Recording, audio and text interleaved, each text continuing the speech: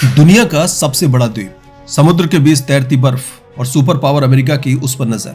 सवाल उठता है, आखिर डोनाल्ड ट्रंप को ग्रीनलैंड क्यों चाहिए? क्या यह किसी गुप्त मिशन का हिस्सा है या आने वाली विश्व शक्ति की कुंजी?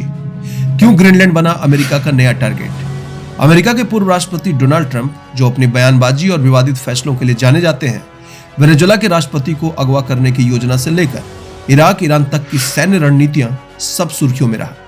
और अब वही ट्रंप दुनिया का सबसे बड़ा द्वीप ग्रीनलैंड खरीदने या उस पर प्रभाव बढ़ाने की बात कर रहे हैं। लेकिन सवाल यह नहीं है कि ट्रंप क्या कह रहे हैं, सवाल है क्यों? आखिर ग्रीनलैंड में ऐसा क्या है जो अमेरिका को पागल कर रहा है? ग्रीनलैंड कभी डेनमार्क का उपनिवेश था, आज भी डेनमार्क के अधीन एक स्वायत्त क्षेत्र है। यह यूरोप और उत्तरी अमेरिका के बीच उत्तरी अटलांटिक में स्थित है और यही लोकेशन इसे बनाती है भौगोलिक रूप से बेहद संवेदनशील। कनाडा के बेहद करीब होने के कारण यह आर्कटिक का गेटवे है और इसी वजह से ट्रंप की नजरें यहां टिकी है। शीत युद्ध के समय से अमेरिका ग्रीनलैंड में उपस्थित रहा है। यहां मौजूद पिटुफिक स्पेस बेस, जिसे पहले थुले एयरबेस कहा जाता था, अमेरिका और नाटो की रक्षा रणनीति का मस्तिष्क है। यहां से रूस, चीन और उत्तर कोरिया की मिसाइल गतिविधियों पर रियल टाइम नजर रखी जाती है। यानी ये द्वीप न सिर्फ बर्फ से भरा है बल्कि सूचना और सुरक्षा का किला भी है।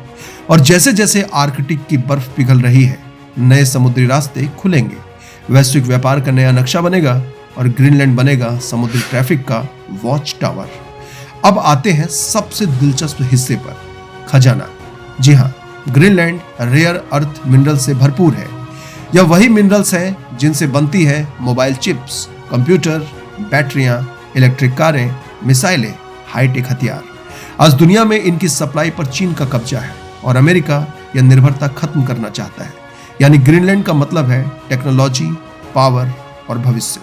2021 में ग्रीनलैंड ने यूरेनियम खनन पर रोक लगाई थी, लेकिन अमेरिका का मानना है कि निवेश और तकनीक से इसे फिर से खोला जा सकता है। कई स्ट्रेटेजिक एक्सपर्ट्स कहते हैं ट्रंप का असली फोकस नेशनल सिक्योरिटी नहीं बल्कि मिनरल्स है। पर दुनिया में अमेरिका अकेला खिलाड़ी नहीं है। रूस और चीन भी आर्कटिक में तेजी से एंट्री ले रहे हैं। रूसी जहाज, चीनी आइस ब्रेकर सब ग्रीनलैंड के आसपास देखे जा रहे हैं। ट्रंप कहते हैं डेनमार्क अकेले ग्रीनलैंड को सुरक्षित नहीं रख सकता। यह सिर्फ बयान नहीं, जियोपॉलिटिकल चेतावनी है।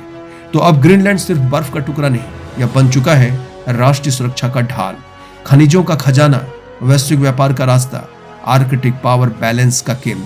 ट्रंप की दिलचस्पी इसी नए भू राजनीतिक खेल का हिस्सा है, जिसमें दांव पर है आने वाले विश्व शक्ति की कुंजी। अब बड़ा सवाल यह है कि क्या अमेरिका ग्रीनलैंड पर प्रभाव बढ़ाने के लिए राजनीतिक कदम उठाएगा या आने वाला है कोई सैन्य सरप्राइज? कमेंट में जरूर बताइए। वीडियो अच्छा लगे तो लाइक, शेयर और सब्सक्राइब करना मत भूलिएगा। मिलते हैं अगले वीडियो में, तब तक जय हिंद।